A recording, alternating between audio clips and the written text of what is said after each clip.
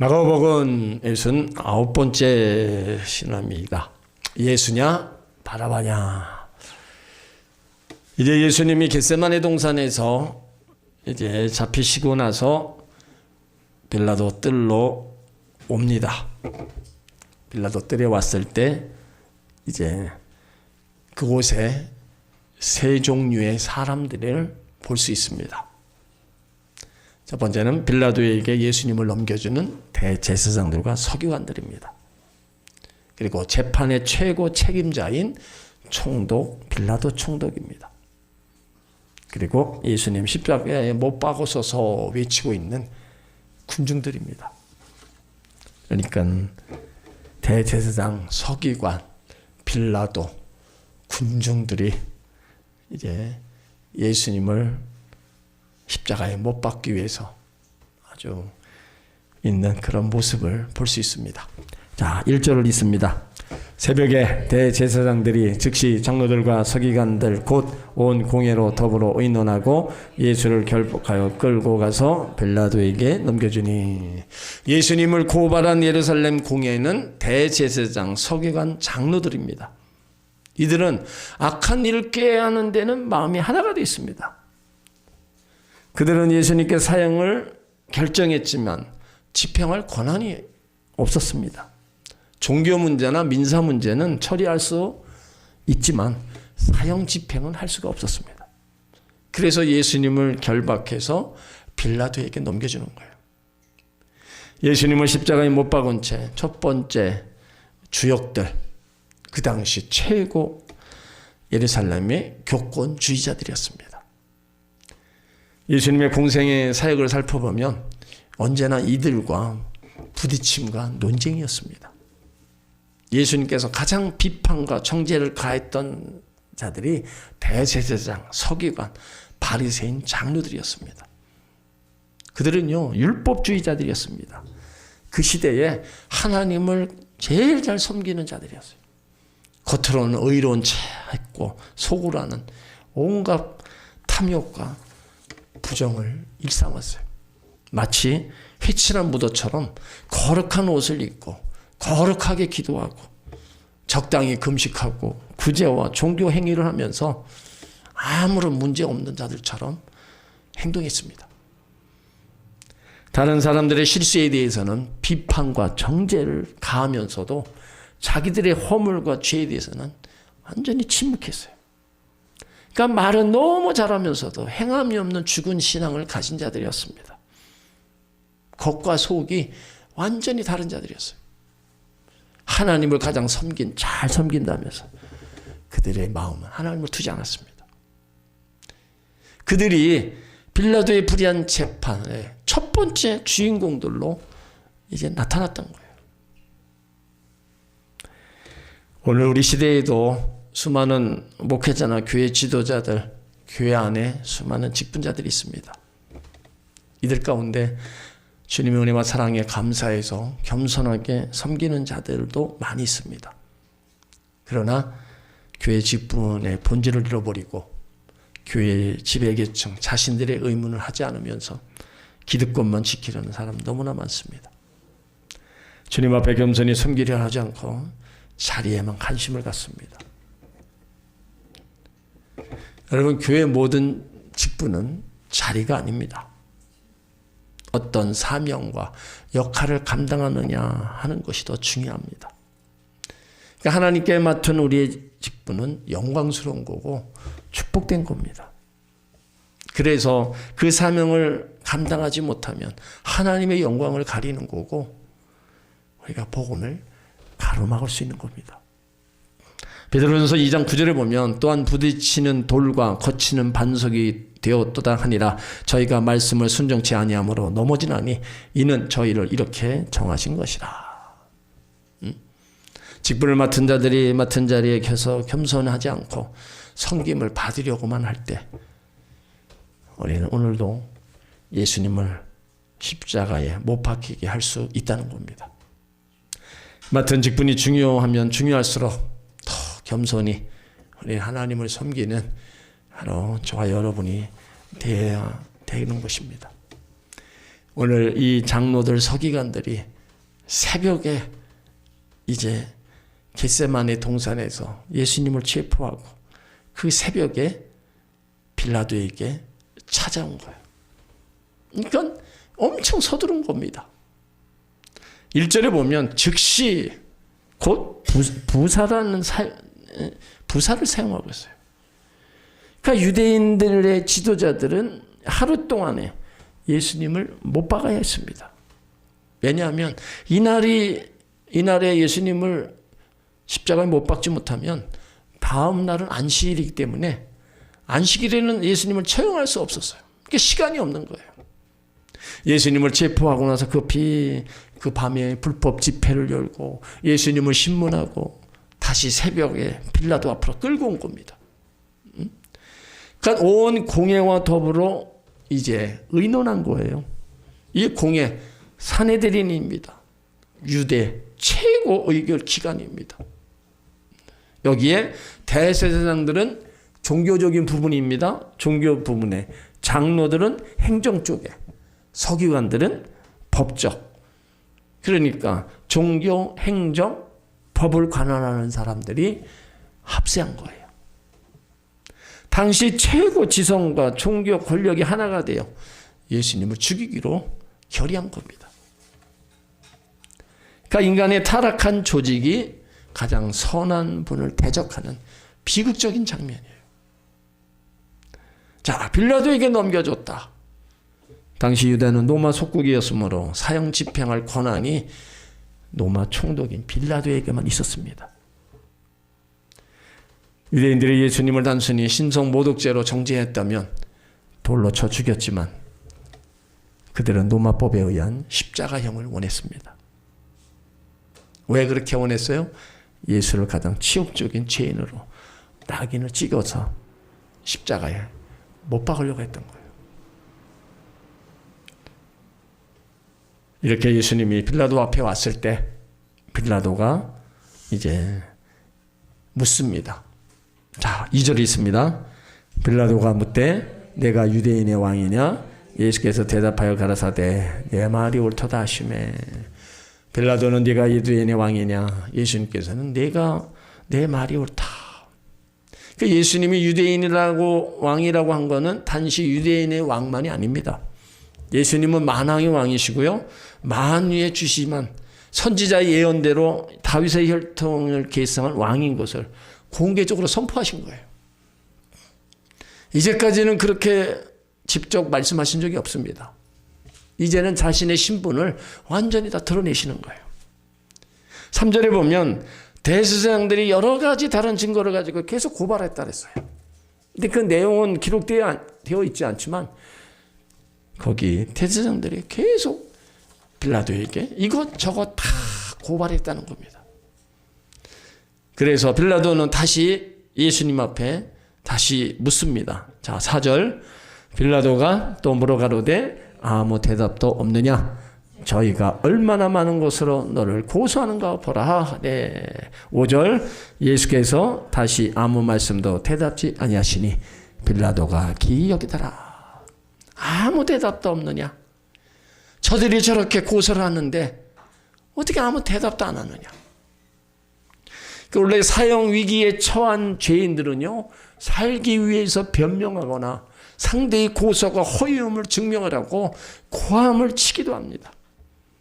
근데 예수님은 자신을 향한 수많은 거짓 고소에 대해서 일절 대꾸하지 않았어요. 그래서 빌라도가 재차 질문을 한 거예요. 예수님께서 다시 아무 말씀도 대답지 않으셨다. 그러니까 빌라도는 기이 여겼다 그랬습니다. 여기 기이 여겼다는 것은 단순히 이상하다는 뜻을 넘어서 경외심이 섞인 놀라움을 의미합니다. 그러니까 빌라도는 예수님 침묵 속에서 죄인의 비굴함이 아닌 압도적인 위엄과 평안을 보았습니다. 예수님의 침묵이 무능함이 아니라 죽음을 두려워하지 않는 당당한 권세임을 느낀 거예요.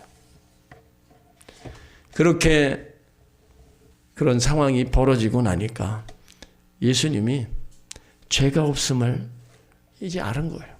저들이 고소 내용이 그렇게 죽이기까지 하는 죄목이 되지 않는 거예요.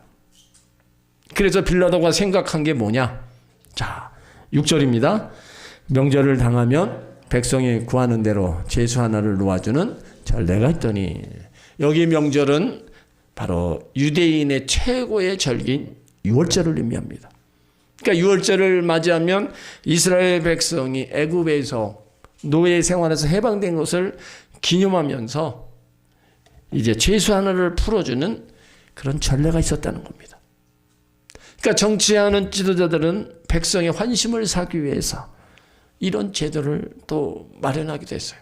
그래서 백성이 구하는 대로 이 특사권 전적으로 민심에서 기반된 겁니다. 로마 총독 빌라도는 이 전례를 이용해서 유대 지도자들의 시기심을 피하고 백성들이 사랑하는 예수님을 자연스럽게 풀어주기 위해서 자신의 정치적 직무를 이제 덜어보려고 했습니다. 그러나 인간적인 계산은 후에 군중의 돌변으로 인하여 비극적인 결과를 낳죠. 그러니까 유대인들이 예수님을 고소한 거는요, 정치적 문제가 아니라 종교적 문제임을 알고 있었어요. 그러니까 예수님께 사형 집행하려고 하려면 예수님께서 군중을 선동해서 로마 정부에 대항하는 반역죄를 저질렀을 때만 가능한 겁니다. 그러니까 로마 사람에게는 예수가 하나님의 아들이라는 것, 종교적인 문제이기 때문에 재판할 수가 없었어요. 그래서 대제사장 서기관들은 예수님을 정치적인 문제로 끌고 간 거예요. 그때 빌라도가 이제 생각한 것이 한 사람을 데려다가 또 한 사람을 풀어주는 그런 일, 전례대로 이제 행하는 것을 볼 수 있어요. 자, 7절에 이제 바라바가 등장합니다. 7절 있습니다. 밀란을 꾸미고 이 밀란이 살인하고 포박된 자 중에 바라바라 하는 자가 있느니라. 자, 바라바라 하는 자, 바라바의 이름은 뜻은 시브리어로 아버지 아들이라는 의미를 가지고 있습니다. 이 사람은 밀란을 꾸미고 밀란에 살인했다 그랬어요. 그러니까 당시 유대는 로마 압제에 있었기 때문에 무력으로 로마를 몰아내려는 열심당원들이 활동했습니다. 그러니까 바라바는 단순한 강도가 아니라 로마에 저항하는 폭동, 밀란을 일으킨 정치범이자 그 가운데 사람을 죽인 살인자였어요.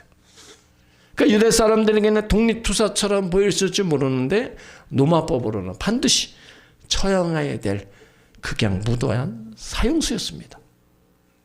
자, 그러니까 빌라도는 명절인 유월절을 때 백성들의 환심을 사기 위해서 죄수 하나를 풀어줘야 되는데 이제 그들에게 바라바와 예수를 앞에 놓고 이제 백성들의 요구를 들어주려던 거예요. 그런데 빌라도가 의도했던 대로 예수님을 놓아주기를 원했는데 백성들은 그렇지 않았어요. 자, 9절에 보세요. 빌라도가 대답하여 가로되 너희는 내가 유대인의 왕을 너희에게 놓아주기를 원하느냐. 자, 물었죠. 그런데 그 예상이 빗나갔어요. 10절 이는 저가 대제사장들의 시기로 예수를 넘겨줄 줄 압니다. 전혀 예상이 빗나가요. 백성들은 대제사장들의 사주를 받고 바라바를 요구하는 거예요. 자, 11절 그러나 대제사장들이 무리를 충동하여 도리어 바라바를 놓아달라 하게 하니 12절 빌라도가 또 대답하여 가로되 그러면 너희가 유대인이라 왕이라는 이익은 내가 어떻게 하랴. 자, 대제사장들이 무리를 충돌해서 바라바를 놓아달라 외치라는 거예요. 그러니까 빌라도 입장에서는 밀란이 일어날 거를 우려해서 물어보는 거예요. 그러면 유대인이라 왕이는 이는 내가 어떻게 하랴? 응? 빌라도가 물었죠. 그럴 때 13절 저희가 다시 소리 지르되 저를 십자가에 못 박게 하소서. 빌라도는 군중들을 향하여 어찌된 일이냐, 도대체 무슨 이유로냐, 그가 무슨 죽을 죄를 지었느냐. 그때 무리들이 소리를 지르면서 그를 십자가에 못 박으라고 외치고 있는 겁니다. 자, 14절. 빌라도가 가로되 어찌미뇨 무슨 악한 일을 하였느냐 하니 더욱 소리 지르되 십자가에 못 박게 하소서 하는지라. 자, 여기 군중들 가운데는요, 갈릴리에서 온 사람도 있었고요, 예루살렘에 머물던 자들, 섞여 있는 자들도 있었습니다. 이들은 며칠 전에 예수님이 예루살렘에 입성하실 때 종려한 나무가지를 흔들면서 또 자신의 겉옷을 땅에다 깔고 호산나 찬송하리로다 주의 이름으로 오시느니요, 그렇게 외쳤던 그 많은 군중 속에 그 사람들입니다. 그런데 이제는 대제사장들의 충동을 받아서 예수를 십자가에 못 박고 차라리 바라바를 놓아달라고 외치고 있어요. 자, 왜 이들이 갑자기 돌변했을까요? 저들은요, 왜 예수님을 십자가에 못 박아야 되는지 이유를 모르고 있습니다. 그러니까 소리를 지르고 고함을 치고 있지만 이유를 몰라요. 이 사람들이 누구예요? 예수님의 그 오병이어의 기적을 체험했습니다. 병자를 치유하는 것도 보고 안진뱅이가 일어나는 것도 그 현장을 목격했던 사람들이에요. 갈릴리 바닷가에서 씨 뿌리는 비유를 통해서 하나님 나라의 비밀을 들었습니다. 여러 가지 예수님이 행하신 일들을 다 보았던 사람입니다. 그런데 왜 갑자기 상황이 역전되고 있어요? 예수님을 따라다녔지만 인격적으로 만나지 못했기 때문입니다. 언제든지 상황에 따라서 돈과 권력의 중독에 쉽게 넘어갈 수밖에 없는 자들이었어요. 그러니까 무력하게 보이는 하나님의 아들 예수님에 대해서 적대감과 분노를 바라게 되는 겁니다. 많은 군중들이 모여서 호산나를 외칠 때는 군중 속에서 아무런 생각 없이 호산나를 외쳤습니다. 이제 예수님을 십자가에 못 박아라, 아무 이유도 모르면서 그냥 같이 외치고 있는 거예요. 우리는 이 말씀을 읽으면서요, 군중 속에 섞여 있는 우리 자신을 발견하게 됩니다. 한국교회 속에, 수많은 대중 속에 이 본문의 말씀처럼 몰려왔다가 썰문처럼 빠져나가는 성도들 속에는 참된 제자를 찾을 수가 없습니다. 너무나 많은 사람들이 예수를 믿겠다고 왔다가 너무나 많은 사람들이 다 또 떠나요. 처음에 전도대에서 왔다가 신앙생활 하다가 자기 삶에 안 좋은 일이 생긴다든지 어떤 문제가 있다든지 그러면 그냥 떠나가는 거예요.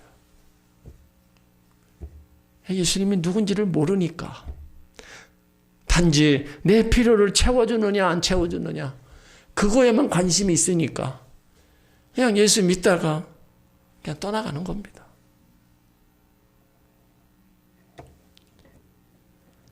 그럼 우리가 예수를 우리가 알고 믿어야지, 모르고 믿고 그냥 내 모든 것이 그냥 만사형통으로만 잘 되기만 바라는 마음으로다가 우리가 교회를 나오고 신앙생활하면은 여러분 그것이 채워질 때는 할렐루야 합니다.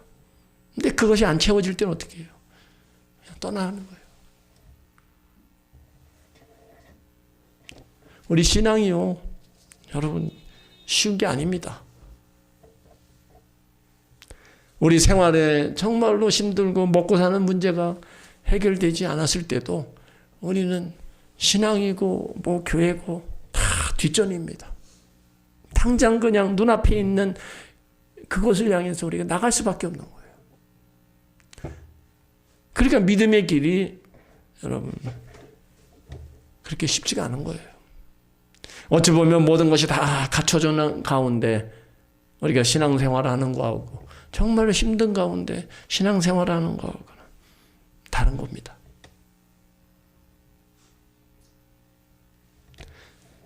예전에 힘들고 어려웠을 때 그래도 하나님 의지하고 살아왔던 부모 세대들, 그 힘든고 어려운 가운데도 새벽을 깨우면서 또 나가서 일하고 그런 신앙의 본을 보인 분들도 있지만 그렇지 않고 너무 삶 과목에 힘들고 어려운 고통 속에 있어서 예수를 떠난 분도 너무나 많이 있다는 겁니다. 신앙과 믿음이 우리가 보이지 않는 하나님을 믿고 섬기고 따라간다는 게 이게 쉬운 게 아닙니다. 그렇기 때문에 우리가 예수님이 누구인가를 확실히 알고 우리가 신앙생활을 해야 되는 겁니다. 그렇지 않으면 우리는 내 필요가 채워지지 않으면 우리는 더 떠나가는 거예요. 예수님으로부터 받은 영원한 생명, 영생의 구원, 이런 것들을 우리가 분명히 알아야 되는 겁니다. 하나님 말씀을 우리가 펴놓고 말씀 앞에 하나님이 누구인가, 하나님이 나에게 원하시는 게 뭔가, 우리가 그런 신앙 안에, 믿음 안에 우리가 달려가야 되는 겁니다. 하나님의 역사는요, 대중에 의해서, 군중의 힘에서 이루어지지 않습니다. 사람이 역사의 주인이 될 수 없습니다. 오직 하나님이 역사를 창조하시고 인간의 삶을 섭리하시고 하나님의 기쁘신 뜻대로 이어가시는 분입니다. 그러니까 하나님의 역사는 다수에 의하여 이루어지지 않습니다. 교회도 마찬가지입니다. 사람들이 많이 모였다고 좋은 교회, 부흥하는 교회가 아닙니다. 얼마나 예수 그리스도를 깊이 알고 십자가의 복음과 능력을 체험하고 있느냐입니다. 하나님께서 우리를 향하신 십자가의 사랑의 깊이를 깨닫고 알아야 되는 겁니다. 그래야 그 속에서 신앙과 믿음과 하나님의 행하시는 일들을 우리는 보면서 갈 수 있는 겁니다. 하나님은 우리가 그 하나님을 그렇게 알기를 원하십니다. 에베소서 1장 14절로 19절을 한번 보시기 바랍니다.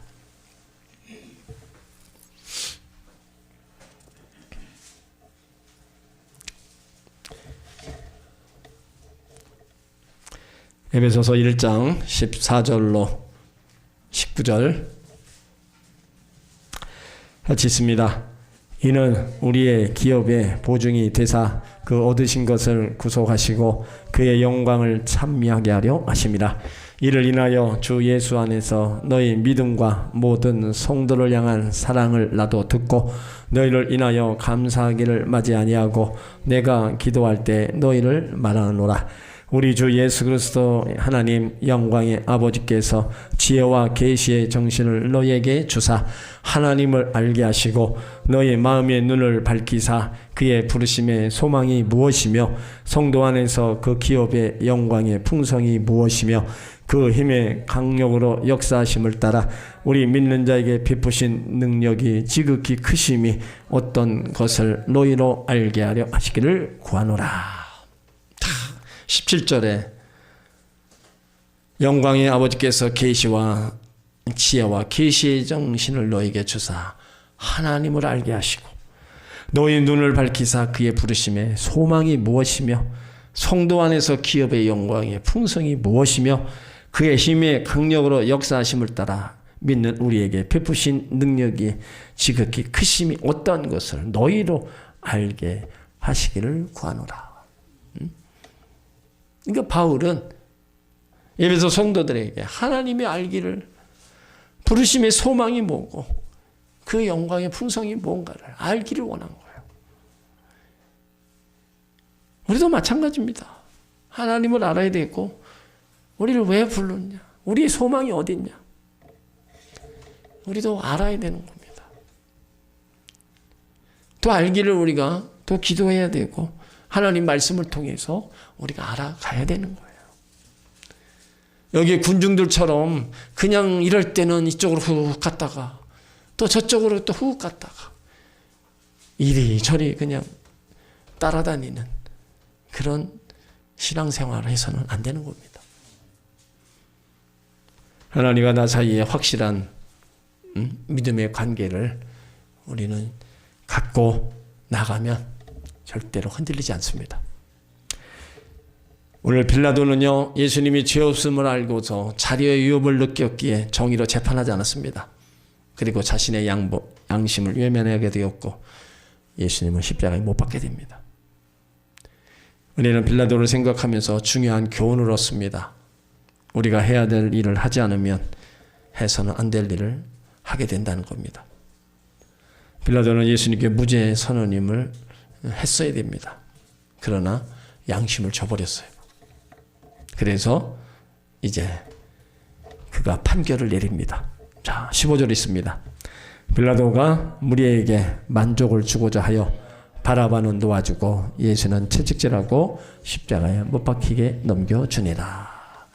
빌라도가 무리에게 만족을 주고자 하여 그 밀란이 일어나는 곳에 그들에게 만족을 주고자 하여 바라바는 놓아주고 예수를 채찍질하고 십자가에 못 박혀 넘겨줬다. 그러니까 책임지지 않기 위해서 비겁한 자리에 서고 말았습니다. 오늘 우리에게도 빌라도형 성도들이 많이 있습니다. 교회 공동체 속에서 자신에게 유익하지 않으면 언제나 구경꾼으로서 마무리합니다. 적절하게 사람의 인기를 얻으려고 불의에 대해서는 눈 감아버립니다. 정의가 아닌 것을 알면서도 여론에 떠밀려 진리의 편에 서지 못하고 직무유기를 하기도 합니다. 그러니까 빌라도는 자신이 살려고 하다가 역사의 가장 큰 악역을 담당하게 되었던 거예요. 그러니까 빌라도는 기독교 역사에 결코 잊혀질 수 없는 이름으로 남게 된 겁니다.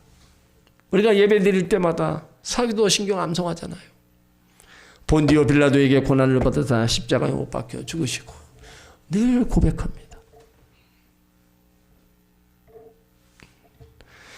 원래 마태복음 27장 24절을 보면 예수님 그 판결을 할 때 무리 앞에서 손을 씻었습니다. 그러면서 이 피에 대해서 나는 무죄하니까 너희가 당하라. 그렇게 얘기를 했어요. 빌라도가 죄가 없다고 말했지만은 기독교 역사 속에 빌라도라는 이름이 지금까지 모든 믿는 자 입술에 오르내리고 있는 겁니다.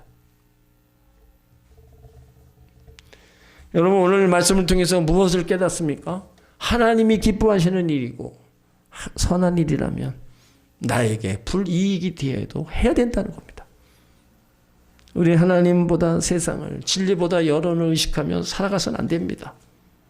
야고보 4장 17절에 그러므로 사람이 선을 행할 줄 알고도 행치 아니하면 죄라 그랬어요.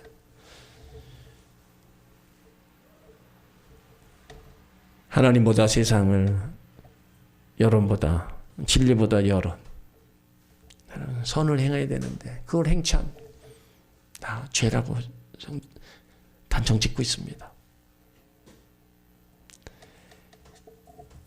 빌라도는 하나님 앞에 큰 죄인이었습니다. 그렇다면 우리는 빌라도처럼 우리가 해야 될 일을 다 행치 못한다면 우리도 똑같을 수밖에 없는 거예요. 오늘 예수님이 체포되는 현장에서 세 종류의 무리가 나왔어요. 종교 지도자들이 나왔습니다. 이율배반적인 신앙의 행위를 보였고요. 인간의 양심과 진리를 저버린 빌라도가 나왔어요. 그 다음에 자기의 필요에 따라서 순식간에 돌변해버린 군중들이 나옵니다. 그리고 바라바가 나왔어요.